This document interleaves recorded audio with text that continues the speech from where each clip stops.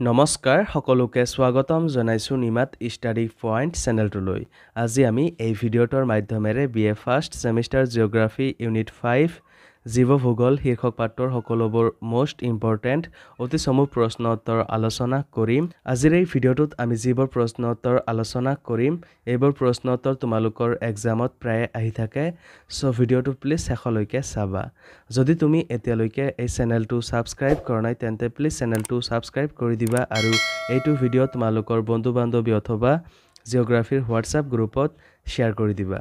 মৰমৰ ছাত্ৰ ছাত্ৰীসকল, এইটো ভিডিঅ'ৰ ডেছক্ৰিপশ্যনত BA ফাৰ্ষ্ট ছেমিষ্টাৰ জিঅ'গ্ৰাফীৰ সকলো ইউনিটৰ ভিডিঅ'ৰ প্লেলিষ্টৰ লিংক দিয়া আছে, তাত ক্লিক কৰি তোমালোকে সকলো ইউনিটৰ ভিডিঅ'বোৰ চাই ল'বা। চ' ব'লা তেন্তে বেছি পলম নকৰি আজিৰ ভিডিঅ'টো আমি আৰম্ভ কৰোঁ।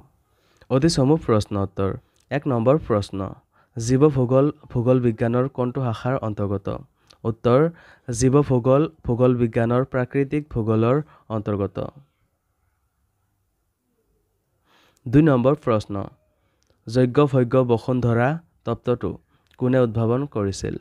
উত্তৰ, যজ্ঞ-ভোগ্য বসুন্ধৰা তত্ত্বটো ডাৰউইনে উদ্ভাৱন কৰিছিল। 3 নম্বৰ প্ৰশ্ন, পৃথিৱীৰ বৃহত্তম জীৱতন্ত্ৰটোৰ নাম কি? উত্তৰ, পৃথিৱীৰ বৃহত্তম জীৱতন্ত্ৰটোৰ নাম হ'ল টাইগা বায়'ম। 4 নম্বৰ প্ৰশ্ন, জীৱ ভূগোলৰ প্ৰতিষ্ঠাপক বুলি কাক কোৱা হয়? উত্তৰ, জীৱ ভূগোলৰ প্ৰতিষ্ঠাপক বুলি আলেকজেণ্ডাৰ ভন হামবল্টক কোৱা হয়। 5 নম্বৰ প্ৰশ্ন, চাইবেৰিয়াৰ টুন্দ্ৰা আৰু ষ্টেপ অঞ্চলৰ মাজত অৱস্থিত অঞ্চলটোৰ নাম কি? উত্তৰ, চাইবেৰিয়াৰ টুন্দ্ৰা আৰু ষ্টেপ অঞ্চলৰ মাজত অৱস্থিত অঞ্চলটোৰ নাম হ'ল টাইগা অঞ্চল। মৰমৰ ছাত্ৰ ছাত্ৰীসকল, ভিডিঅ'টো আগবঢ়োৱাৰ আগতে এটা সুখবৰ। তোমালোকৰ বাবে আমি অতি কম মূল্যত মাত্ৰ 49 টকাত BA ফাৰ্ষ্ট ছেমিষ্টাৰ জিঅ'গ্ৰাফীৰ কমপ্লিট কুৱেশ্যন এনচাৰ গাইড প্ৰস্তুত কৰিছোঁ, য'ত প্ৰতিটো ইউনিটৰ A to Z প্ৰশ্ন উত্তৰ বিশদভাৱে আলোচনা কৰা হৈছে। যিবোৰ প্ৰশ্ন উত্তৰ পঢ়িলে তোমালোকৰ পৰীক্ষাত 100% কমন পৰাটো নিশ্চিত। যোৱা বছৰ প্ৰায় 5,000ৰো অধিক ছাত্ৰ ছাত্ৰীয়ে এই ই-বুকটো কিনিছিল আৰু তেওঁলোকে পৰীক্ষাত ভাল ফলাফল দেখুৱাবলৈ সক্ষম হৈছিল। তোমালোকেও যদি মাত্ৰ 49 টকাত এই ই-বুকটো পাৰচেছ কৰিব বিচৰা তেন্তে এইটো ভিডিঅ'ৰ ডেছক্ৰিপশ্যন বা পিন কমেণ্টত দিয়া লিংকত ক্লিক কৰি ই-বুকটো ডাইৰেক্ট ডাউনলোড কৰি লৈ লোৱা অথবা স্ক্ৰীণত দিয়া হোৱাটছআপ নাম্বাৰত আমাৰ টীমৰ লগত কণ্টেক্ট কৰি নিশ্চিন্ত মনে ই-বুকটো পাৰচেছ কৰি লৈ লোৱা। ধন্যবাদ।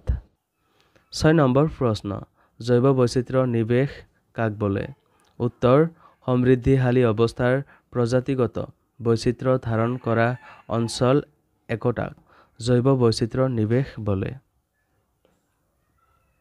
7 নম্বৰ প্ৰশ্ন, হামবল্টৰ পৰৱৰ্তী কালত জীৱ ভূগোলৰ উন্নতিৰ হকে কাম কৰা দুগৰাকী পণ্ডিতৰ নাম লিখা।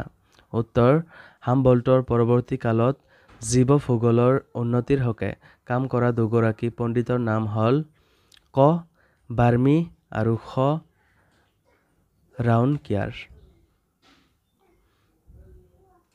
8 নম্বৰ প্ৰশ্ন, পৃথিৱীৰ সৰহভাগ উন্নয়নশীল দেশ কোনটো জীৱতন্ত্ৰৰ অন্তৰ্গত?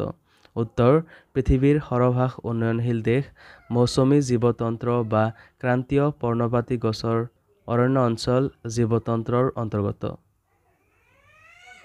9 নম্বৰ প্ৰশ্ন, উদ্ভিদে খাদ্য প্ৰস্তুত কৰা প্ৰক্ৰিয়াটোৰ নাম কি? উত্তৰ, উদ্ভিদে খাদ্য প্ৰস্তুত কৰা প্ৰক্ৰিয়াটোৰ নাম হ'ল সালোক সংশ্লেষণ। 10 নম্বৰ প্ৰশ্ন, ধৰাৰ বুকুত কিমানটা বায়'ম চিনাক্ত কৰা হৈছে? উত্তৰ, ধৰাৰ বুকুত 11টা বায়'ম চিনাক্ত কৰা হৈছে। 11 নম্বৰ প্ৰশ্ন, খাদ্য শৃংখল এটাৰ উদাহৰণ দিয়া। উত্তৰ, ঘাঁহনি খাদ্যৰ শৃংখল ঘাঁহ তৃণভোজী প্ৰাণী, মাংসভোজী প্ৰাণী, ক্ষুদ্ৰ কীট পতংগ, বিয়োজক। 12 নম্বৰ প্ৰশ্ন, জীৱমণ্ডলৰ মূল উপাদান কি? উত্তৰ, পৃথিৱীৰ বসবাস কৰা প্ৰাণী, উদ্ভিদ, অণুজীৱকে আদি কৰি সকলো প্ৰকাৰৰ জীৱ হ'ল জীৱমণ্ডলৰ মূল উপাদান। 13 নম্বৰ প্ৰশ্ন, কোনবিধ প্ৰাণীৰ সুৰক্ষাৰ বাবে মানাহ অভয়াৰণ্যত প্ৰজেক্ট টাইগাৰ স্থাপন কৰা হৈছে? উত্তৰ, আমাৰ ৰাষ্ট্ৰীয় প্ৰাণী ঢেঁকীয়াপতীয়া বাঘৰ সুৰক্ষাৰ বাবে মানাহ অভয়াৰণ্যত প্ৰজেক্ট টাইগাৰ স্থাপন কৰা হৈছে। 14 নম্বৰ প্ৰশ্ন, বায়'ডিজেনেৰিঅত কেতিয়া জৈৱ বৈচিত্ৰ্যৰ ওপৰত শীৰ্ষ সন্মিলন অনুষ্ঠিত হৈছিল উত্তৰ বায়'ডিজেনেৰিঅত 1992 চনত জৈৱ বৈচিত্ৰ্যৰ ওপৰত শীৰ্ষ সন্মিলন অনুষ্ঠিত হৈছিল